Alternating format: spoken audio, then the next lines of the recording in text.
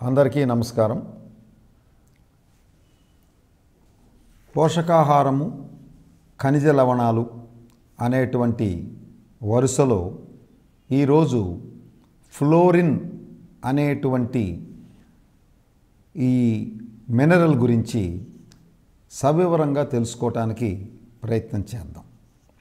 సుమారుగా 1925 సంవత్సరం ప్రాంతాల్లోనే మ్యాక్కొల్లం మరి అతని సహచరులు కొన్ని ప్రయోగాల ద్వారా ఫ్లోరిన్ గనక బాగా తక్కువగా ఉంటే దంతాల సమస్యలు వస్తాయి, దంతాలు పాడైపోతాయి అనేటువంటి అంశాన్ని వాళ్ళ పరిశోధనలో తెలుసుకొని మరి ప్రపంచ ఆరోగ్య సంస్థకి తెలియజేయటం జరిగింది. కనుక ఈ ఫ్లోరిన్ గురించినటువంటి పరిశోధనలు అనేక సంవత్సరాల క్రితం నుంచే జరుగుతూ తద్వారా ఈ ఫ్లోరిన్ యొక్క ఉపయోగం అనేటువంటి విషయాన్ని తెలియజేశారు. మరియు ఈ ఉపయోగం వల్ల ఆరోగ్య సమస్యలు వస్తున్నాయి కనుక ప్రజారోగ్యానికి ఇబ్బందికరం అనేటువంటి అంశాన్ని కూడా తెలుసుకోవడం జరిగింది. అసలు ఈ ఫ్లోరిన్ అంటే ఏమిటి, ఎలా ఉంటుంది, ఎక్కడుంటుంది? ఈ ఫ్లోరిన్ అనేటువంటిది మనం తినేటువంటి నీటి ద్వారానే వస్తుంది. 99%. మన రక్తం లోపల ఫ్లోరిన్ ఉంటుంది. ఇది 2 మిల్లీగ్రాములు 1 లీటర్ రక్తంలో ఉంటుంది. సుమారుగా 1 లీటర్ రక్తంలో 2 మిల్లీగ్రాములు ఉంటుంది. అలాగే 1 లీటర్ సెలైవాలో 1 మిల్లీగ్రామ్ ఉంటుంది. కనుక ఈ సెలైవా అనేది సవ్యంగా ఏర్పడకపోతే ఖచ్చితంగా పిండి పదార్థాల యొక్క జీర్ణ ప్రక్రియ మందగిస్తుంది. అలాగే రక్తములో గనక సవ్యంగా లేకపోతే ఆ రక్తం యొక్క సామర్థ్యము తగ్గేటువంటి అవకాశం ఉంది. అలాగే ఈ ఫ్లోరిన్ అనేటువంటిది ఇంకా శరీరం లోపల దంతాలలోనూ ఎముకల్లోనూ కూడా చేరి ఉంటుంది. థైరాయిడ్ గ్రంథిలో కూడా ఉంటుంది, చర్మములో కూడా ఉంటుంది. ఇన్ని చోట్ల ఫ్లోరిన్ ఉంటుంది. ఆ ఫ్లోరిన్ యొక్క ఆవశ్యకత ఆయా శరీర భాగాల్లో ఉంది. దాని తర్వాత ఎముకల్లో కూడా ఫ్లోరిన్ ఉంటుంది అని అనుకున్నాము. ఆ ఎముకలలో సుమారుగా ప్రతి 100 గ్రాముల ఎముకకి 110 మిల్లీగ్రాముల ఫ్లోరిన్ ఉంటుంది. మన శరీరంలో ఉన్న మొత్తం ఎముకలలో బరువు గనక తీసుకుంటే ప్రతి 100 గ్రాములకి 110 మిల్లీగ్రాముల ఫ్లోరిన్ ఉంటుంది. ఆహారం ద్వారా వచ్చేటువంటి ఫ్లోరిను లేదా నీటి ద్వారా వచ్చే ఫ్లోరిను మన చిన్న ప్రేగులలోంచి రక్తంలోకి శోషించబడుతూ ఉంటుంది.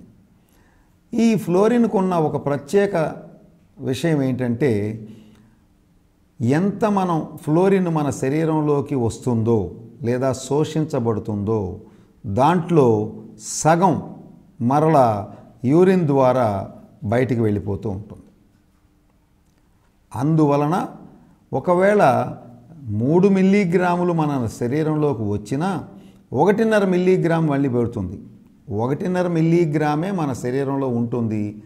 దాన్నే మనకు కావలసినటువంటి ఈ ఆర్గన్స్ అన్నీ సవ్యంగా వాడుకోగలిగి ఉంటేనే ఫ్లోరిన్ డెఫిషియన్సీ రాదు, లేదా అనవసరంగా నిల్వ ఉంటే ఫ్లోరోసిస్ కండిషను రాదు. ఇవి రెండూ రాకుండా ఉండాలి, ఆరోగ్యం కరెక్ట్గా ఉండాలి అంటే ఈ ఫ్లోరిన్ కూడా తగ్గుపాళ్లల్లో మన శరీరంలోకి రావటం, ఉండవలసినంత శరీరంలో ఉండటం జరగాలి. రిక్వైర్మెంట్ అంటే ఎంత అవసరం అవుతుంది ఒక రోజుకి అంటే 1 నుంచి 2 మిల్లీగ్రాములు 1 లీటర్ నీటిలో గనక ఉంటే మనం తాగే నీటిలో అది సరిపోతుంది.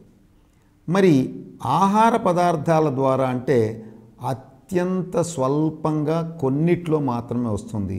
కనుక ఈ న్యూట్రిషన్ శాస్త్రజ్ఞులు చెప్పే విషయం ఏంటంటే వాటర్ ద్వారా వస్తుంది. వాటర్లో 1 నుంచి 2 మిల్లీగ్రాములు ఉంటుంది. కనుక మీరు తాగే నీటిలో 2 మిల్లీగ్రాముల లోపు గనక ఫ్లోరైడ్ ఉంటే మీ శరీరానికి కావలసిన ఫ్లోరిన్ అందుతుంది అనేటువంటి విషయాన్ని చెప్పారు. ఇంకా ఇతర సోర్సెస్ ఏమైనా ఉన్నాయా ఈ ఫ్లోరిన్ లభించేవి అంటే, సీ ఫుడ్, సముద్రపు ఆహారంలో ఫ్లోరిన్ బాగానే లభిస్తుంది. టీలో చాలా సమృద్ధిగా ఫ్లోరిన్ ఉంటుంది అనేటువంటిది తెలియజేస్తూ ఉన్నారు. కనుక ఇంకొక ప్రయోగం ద్వారా తెలుసుకున్నది ఏంటంటే, ఒక రోజుకి 2 కప్పుల టీ గనక తాగితే 1 మిల్లీగ్రామ్ ఫ్లోరైడ్ వస్తుంది. మరి ఇప్పుడు మన సమాజంలో మనం చాలామందిని గమనిస్తూ ఉన్నాం. రోజు 10 కప్పులు టీ తాగేవాళ్ళు ఉన్నారు, ఇంకా ఎక్కువ తాగేవాళ్ళు ఉన్నారు. కనుక ఖచ్చితంగా వాళ్ళల్లో ఫ్లోరిన్ ఎక్కువగానే వస్తున్నట్టు భావించాలి. ఫ్లోరైడ్ సమస్యలు కూడా వస్తున్నాయి. కొన్ని చోట్ల మన రాష్ట్రంలో తీసుకుంటే కొన్ని ప్రాంతాలలో ఈ ఫ్లోరిన్ చాలా ఎక్కువగా ఉండి నీళ్ళల్లో అనేక రకాలైనటువంటి ప్రజారోగ్య సమస్యలు తలెత్తుతూ ఉన్నాయి. కనుక ఈ ఫ్లోరిన్ విషయంలో ఇంకా వివరాలు తెలుసుకోవాలంటే చేపలు, మరి ధాన్యాలు, బంగాళాదుంపలు, పాలకూర వీటిల్లో కూడా ఫ్లోరిన్ సమృద్ధిగా లభ్యమవుతుంది అని చెప్తూ ఉన్నారు ఈ యొక్క నేషనల్ ఇన్స్టిట్యూట్ ఆఫ్ న్యూట్రిషన్ శాస్త్రజ్ఞులు. ఈ వెన్న, అలాగే కోడిగుడ్లు, ఇంకా తేనెలో కూడా ఈ ఫ్లోరిన్ కంటెంట్ బాగా ఉంటుంది, సమృద్ధిగా ఉంటుంది అనేటువంటి విషయాన్ని కూడా తెలియజేస్తున్నారు. ఈ ఫ్లోరిన్ మన శరీరంలో ఏమైనా పనులు చేస్తుందా, శరీరానికి ఎందుకు ఈ ఫ్లోరిన్ అవసరం అనేటువంటి విషయాన్ని మనం పరిశీలిస్తున్నట్టయితే, ఈ ఫ్లోరిన్ చిన్న వయసుల్లో ఉన్న వాళ్ళలో, అంటే 5 సంవత్సరాల లోపు ఉన్న పిల్లల్లో చాలా అత్యవసరం. ఎందుకు అంత అవసరం అంటే, ఈ కేరీస్ అంటే దంతములు సవ్యంగా ఏర్పడటానికి ఇది అవసరం. అలా లేనప్పుడు ఈ దంతములు సరిగా ఏర్పడక దృఢత్వం ఎక్కువైపోయి పగిలిపోయేటువంటి అవకాశం ఉంది. అందువలన ఫ్లోరిన్ ఆ వయసుల్లో చాలా అత్యవసరం అనేటువంటిది సైంటిస్టులు తెలుసుకున్నటువంటి అంశం. అలాగే ఎముకల అభివృద్ధికి కూడా ఇది అతి ముఖ్యమైనటువంటి ఖనిజ లవణం. అది ఒకవేళ ఈ ఖనిజ లవణం సవ్యంగా లేకపోతే ఎముకలు కూడా దృఢం ఎక్కువైపోయి, అంటే గట్టితనం ఎక్కువైపోయి బ్రేక్ అయి విచ్ఛిన్నం జరిగేటువంటి అవకాశం ఉంది. అలా జరగకుండా ఉండాలి అంటే బోన్స్ మరీ గట్టి పడకుండా ఉండాలి అంటే ఖచ్చితంగా ఫ్లోరిన్ కంటెంట్ అవసరం. ఆ ఫ్లోరిన్ చేస్తున్న ఉపయోగం అది. అంటే మనం బయట గనక ఒక స్కెలిటన్ గమనించినట్టయితే ఎముకలు చాలా దృఢంగా ఉంటాయి. కానీ శరీరం లోపల ఉండే ఎముకలు అంత దృఢంగా ఉండవు. అవి కొంత మేరకు ఫ్లెక్సిబుల్గా ఉంటాయి అనేటువంటిది మన వైద్య నిపుణులు తెలియజేసిన అంశం. కాబట్టి ఆ హార్డ్నెస్ బయట ఎప్పుడైతే ఒక శవం మట్టిలో పెట్టి కొన్నాళ్ళు అయిన తర్వాత ఆ స్కెలిటన్ కనుక తీస్తే అప్పుడు ఎంత హార్డ్గా ఉంటుందో అంత హార్డ్గా కనుక శరీరంలో ఉంటే ఖచ్చితంగా ఫ్రాక్చర్స్ రోజునో అంటే ఫ్రీక్వెంట్గా అవుతూ ఉంటాయి. అలా జరగకుండా ఉండటం కోసం అని చెప్పి శరీరంలో ఉన్నప్పుడు ఎముకలు కొంత మేరకు ఫ్లెక్సిబుల్గా ఉంటాయి, ఆ తర్వాత ఉండవు. అలాగే అలా ఫ్లెక్సిబిలిటీ సవ్యంగా ఉండి ఎముకలు ఆరోగ్యంగా చక్కగా పనిచేయటానికి ఫ్లోరిన్ అత్యవసరం. మరొక ముఖ్యమైనది ఏంటంటే, ఈ కాల్సిఫికేషన్ జరగాలి అంటే అక్కడ ఫ్లోరిన్ కంటెంట్ ఉండి తీరాలి. క్యాల్సిఫికేషన్ అంటే దాన్నే ఊసిఫికేషన్ అని కూడా సైన్స్ పరంగా చెప్తారు. అంటే ఎముకలు ఏర్పడటంలో క్యాల్సిఫికేషన్ అత్యంత ప్రాధాన్యత ఉంది. ప్రోటీన్స్ నుంచే ఈ ఎముకల మోడల్స్ తయారవుతాయి. ఈ ఎముకల మోడల్స్ తయారైపోయిన తర్వాత కాల్షియము, ఫాస్ఫరస్సు, ఫ్లోరిను ఇంకా ఇతర మూలకాలు అన్నీ కూడా దాంట్లో నిక్షిప్తమైనప్పుడు ఎముక దృఢంగా ఏర్పడి దాని స్థానంలో అది కరెక్ట్గా ఉండి అది చేయవలసిన పనులు చేయటానికి అనువుగా ఉంటుంది. అందువలన ఆ ఎముకల ఏర్పాటు సవ్యంగా జరగటంలో ఫ్లోరిన్ పాత్ర కూడా ఉంది. ముఖ్యంగా ప్రోటీన్ మోడల్ నుంచి కరెక్ట్గా ఎముక దృఢంగా తయారవటానికి క్యాల్సిఫికేషన్ అనే ప్రాసెస్ జరుగుతుంది. ఈ ప్రాసెస్లో సవ్యంగా జరగటానికి ఫ్లోరిన్ అవసరం, దాని పాత్ర ఉంది. ఒకవేళ మన శరీరంలో ఫ్లోరిన్ బాగా తక్కువగా ఉంటే ఏంటి పరిస్థితి అంటే అర మిల్లీగ్రాము కంటే 1 లీటర్లో తక్కువగా ఉంటే, అర మిల్లీగ్రామ్ 0.5 మిల్లీగ్రామ్స్ అంటాం. 0.5 మిల్లీగ్రామ్స్ పర్ లీటర్ కంటే తక్కువగా గనక ఉంటే ఆ స్థితిని ఫ్లోరిన్ లోపము అని పిలవచ్చు, డెఫిషియన్సీ అంటాం. ఈ డెఫిషియన్సీ అనేది అసలు ఎందుకు వస్తుంది అంటే శరీరం లోపల ప్రోటీన్సు, కాల్షియము, విటమిన్ సి బాగా తక్కువగా ఉంటే ఖచ్చితంగా ఫ్లోరిన్ లోపం కూడా వస్తుంది అని ప్రయోగాల్లో తెలుస్తుంది. ఈ లోపం వల్ల వచ్చే లక్షణాలు ఏంటి అంటే డెంటల్ కేరీస్ అంటారు. ముఖ్యంగా పిల్లల్లో గొగ్గురుగా పళ్ళు ఉండటం, రంపంలాగా, అలాగే పళ్ళ మీద తెల్లటి మచ్చలు ఉండటం, అలాగే కొంతమందికి పళ్ళ మీద పసుపు రంగులో కానీ లేదా గోధుమ రంగుల్లో కానీ లేదా కాఫీ రంగుల్లో కానీ మచ్చలు ఏర్పడటం, ఇవన్నీ కూడా డెంటల్ కేరీస్ కిందకు వస్తుంది. అలాగే చిన్నపిల్లల్లో ఎనామిల్, పళ్ళ పైన ఉన్నటువంటి స్మూత్గా ఉండేటువంటి ఒక కోటింగ్ సవ్యంగా ఏర్పడకుండా అక్కడ ఏదో పెచ్చులుగా, చిల్లులుగా అనిపించేట్లుగా తయారవుతాయి ఈ ఫ్లోరిన్ లోపం వల్ల. ఇంకొకటి ఏంటంటే పెద్దవాళ్ళల్లో ఫ్లోరిన్ డిపాజిషన్ అనేది జరగదు. 6 నుంచి 10 సంవత్సరాల లోపు ఆ పళ్ళు సవ్యంగా ఏర్పడతాయి. అది ఒకసారి ఏర్పడిన తర్వాత అవి పర్మనెంటు. తర్వాత మరల ఈ పళ్ళు డెవలప్ అవటం కానీ అటువంటివి ఉండవు. కనుక చిన్నపిల్లల యొక్క దంతాలు సవ్యంగా ఉండాలి, చక్కగా ఏర్పడాలి, అవి మంచిగా పనిచేసే పరిస్థితిలో ఉండాలి అంటే ఫ్లోరిన్ డెఫిషియన్సీ ఉండకూడదు అనేటువంటిది మనకు తెలుస్తున్న అంశం. ఒకవేళ ఈ ఫ్లోరిన్ కూడా కొంతమేరకు గనక ఎక్కువగా డిపాజిట్ అయి మన రక్తంలో, ఎముకల్లో లేదా ఫ్లూయిడ్స్లో అవుతే అప్పుడు ఏంటి అంటే 1 నుంచి 2 మిల్లీగ్రాములు 1 లీటర్కి ఉండాలని మనం కోరుకున్నాం. అది నార్మల్ అని చెప్తున్నాం, నీళ్ళల్లో కానివ్వండి, రక్తంలో కానివ్వండి, ఎట్లయినా.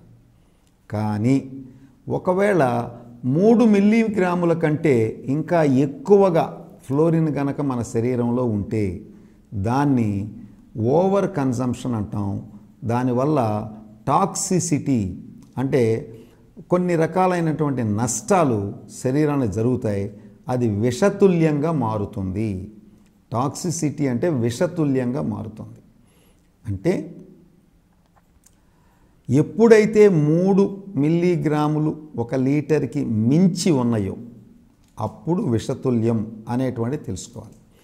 దీనివల్ల వచ్చేటువంటి నష్టాలు ఏమిటంటే 3 మిల్లీగ్రాముల కంటే ఎక్కువగా ఉన్నప్పుడు డెంటల్ ఫ్లూరోసిస్ అనేటువంటి సమస్య వస్తుంది. ఈ డెంటల్ ఫ్లూరోసిస్ అంటే పళ్ళ మీద ఉన్నటువంటి ఎనామిల్ పొర పెచ్చులు పెచ్చులుగా ఊడిపోయి ఉండటం, పళ్ళ యొక్క అంచులు రంపంలాగా తయారై ఉండటం, అలాగే చాక్పీస్తో గీస్తే బోర్డు మీద ఎట్లాంటి మచ్చలు వస్తాయో అలాగా ఈ పళ్ళ మీద ఎనామిల్ పోయి మచ్చలు రావటం, పసుపు రంగులో కానీ లేదా గోధుమ రంగుల్లో కానీ మచ్చలు ఏర్పడటం, ఇవన్నీ కూడా ఈ డెంటల్ ఫ్లూరోసిస్ అనేటువంటి సమస్యలో ఉండేటువంటి లక్షణాలు.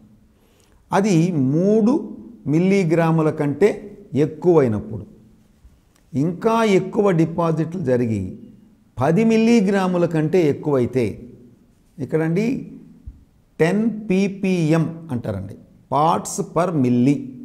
అంటే మిల్లీ అంటే 1 లీటరు, పార్ట్స్ అంటే ఆ ppm అనేదాన్నే మనం మిల్లీగ్రాములు 1 లీటర్కి అని చెప్తున్నాను, మీ అందరికీ తేలిగ్గా అర్థమవుతుందని. ppm అని చెప్తారు బుక్స్లో, పార్ట్స్ పర్ మిల్లీ. సో ఇప్పుడు 10 ppm ఆర్ 10 మిల్లీగ్రామ్స్ కంటే ఎక్కువగా ఇంకా మనలో గనక నిల్వ ఉండుంటే ఫ్లోరిన్, అప్పుడు ఏంటి సమస్యలు అంటే స్కెలిటల్ ఫ్లూరోసిస్ అనేటువంటిది వస్తుంది అన్నారు.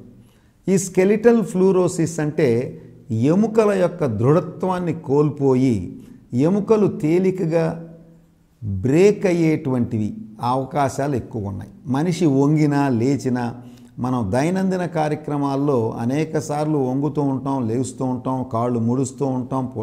ఇవన్నీ జరిగినప్పుడు దృఢంగా లేని ఎముకలు ఈజీగా విరిగిపోయేటువంటి అవకాశం ఉంది. అది ఎందుకు జరుగుతుంది అంటే ఈ యొక్క ఫ్లోరిన్ మరీ ఎక్కువగా అవటం వలన ఈ ఎముకల రెండింటినీ పట్టి ఉంచడానికి లెగమెంట్స్ అనేటువంటి ఉంటాయి.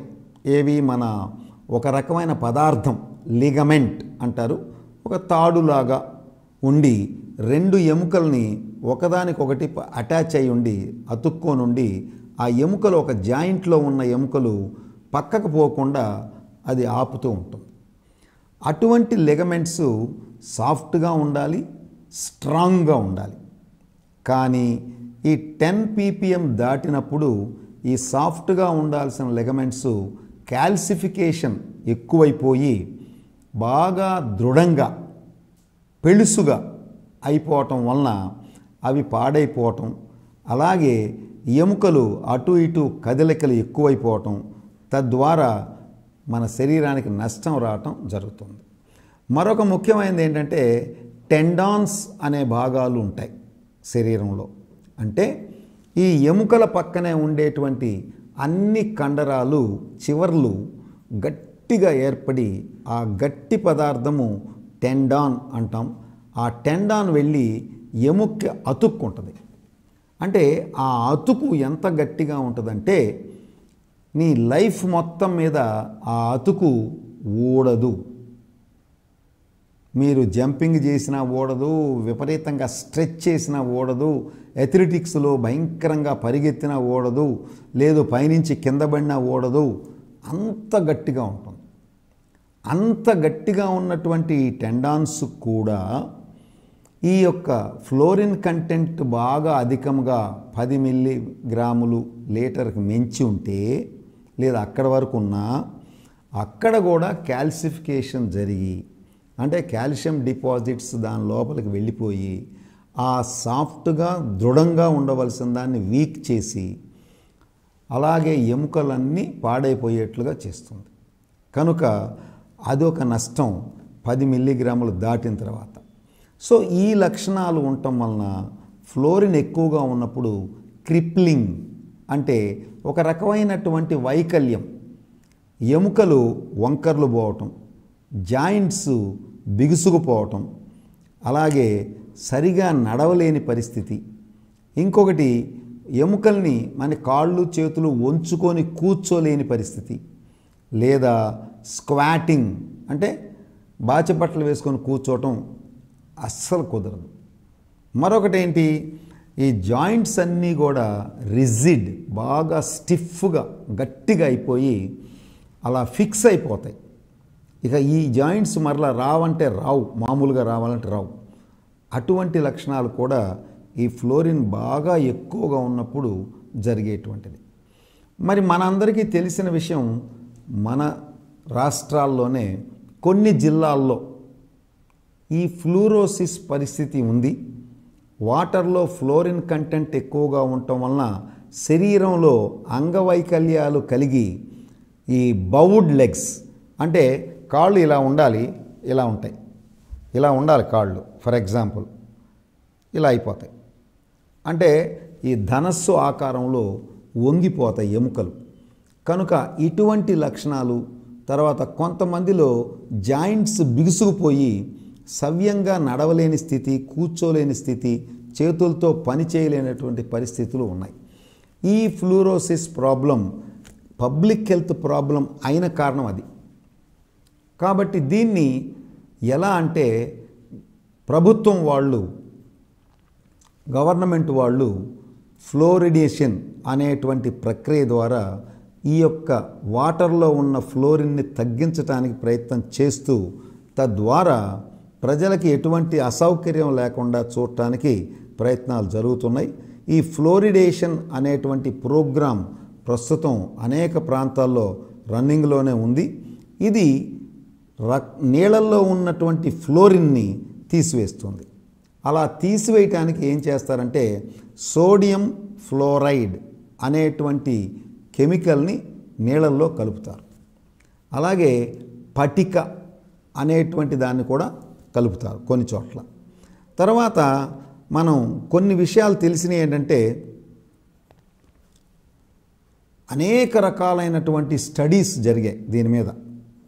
ఆ స్టడీస్లో, ప్రయోగాల్లో తెలిసింది ఏంటంటే, నీటిలో 1 ppm అంటే 1 మిల్లీగ్రాము 1 లీటర్ నీళ్ళల్లో ఫ్లోరిన్ కనుక ఉంటే అది క్షేమకరము, ఎటువంటి అనవసరమైన పరిస్థితులు రావు, ప్రజలందరూ కూడా ఆరోగ్యంగా వాళ్ళ శరీరాలు ఉండవలసిన రీతిలో కరెక్ట్గా ఉంటూ బాగుంటారు అనేటువంటివి అనేక అధ్యయనాల్లో తేలినటువంటి అంశం. కనుక ఫ్లోరిన్ గురించి తెలుసుకున్నాం కనుక నార్మల్గా ఉంటే దాని గురించి ఎక్కువ ఆలోచించాల్సిన అవసరం లేదు.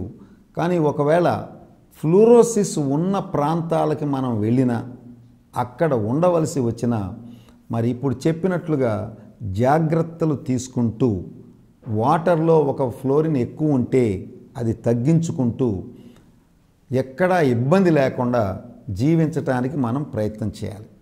అలాగే మనం బావులు తవ్వినప్పుడు వగైరా మన నీటిని కూడా ఒకసారి పరీక్ష చేయించుకొని, వాటర్ అనలిస్టులు ఉంటారు, వాళ్ళ ద్వారా ఫ్లోరిన్ ఎంత ఉంది, 1.5 ఉందండి, ఇబ్బంది ఏమి లేదు. 2 మించితే ప్రమాదం, 10 మించితే అత్యంత ప్రమాదం. కనుక ఈ విషయాలన్నీ గ్రహించి ఫ్లోరిన్ లోపం రాకుండా మనల్ని మనం కాపాడుకోవటానికి ప్రయత్నం చేద్దాం. ఆరోగ్యంగా ఉండటానికి కూడా మన ప్రయత్నం మనం చేద్దాం. నమస్తే.